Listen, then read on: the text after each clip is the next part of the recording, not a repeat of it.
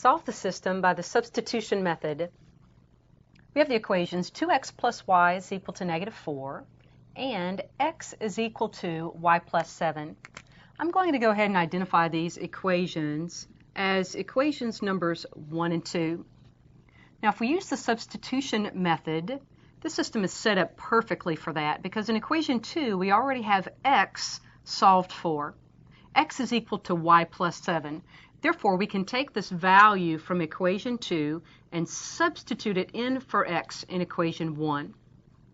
So equation 1 becomes 2 times, in place of x, we'll substitute y plus 7 plus y is equal to negative 4.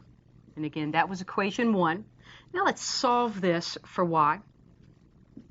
Multiplying, we get a 2y plus 14 plus y is equal to negative 4. Combining like terms, on the left we have a 3y plus 14 is equal to a negative 4. Subtracting 14 from both sides gives 3y is equal to a negative 18, or y is equal to negative 6.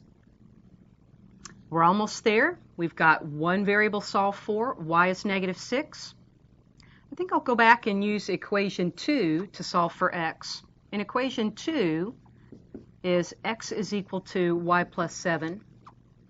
Therefore, x is equal to a negative 6 plus 7, or 1. So let's say then that the solution set is x is equal to 1, y is equal to negative 6.